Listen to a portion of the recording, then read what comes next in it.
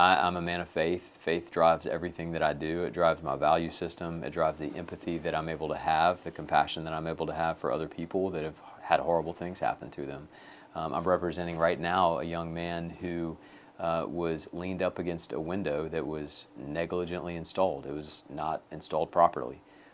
He literally put one hand against the window and the casing gave way and he fell through the window and he fell 2 stories and he's now confined to a wheelchair for the rest of his life. He'll never walk again.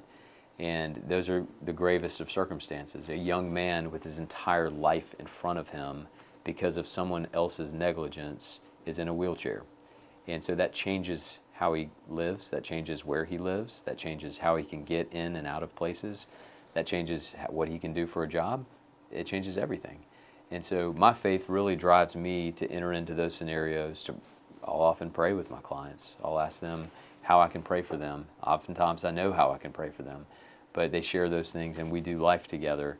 And that's really important to me. And I found that that's often very important to our clients as well. And so as we help that young man, help provide him a path for what is ahead of him, a lot of things go into that. One thing that's called a life care plan. We work with doctors and nurses that help develop what the remaining years that God's given this young man, although he's in a wheelchair, will look like. What are his financial needs? What are his medical needs? What are his equipment needs? How can those needs be met through a case and through a monetary result that we try to go achieve for him?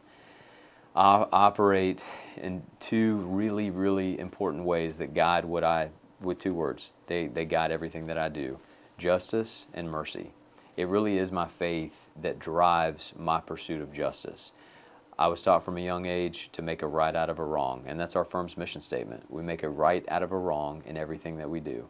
A wrong happened to that young man who's in a wheelchair, and we, every single day, have the ambition to make a right out of that wrong. Usually, and almost always often, we can't put all the pieces back together because they're permanently injured, and sometimes they're killed.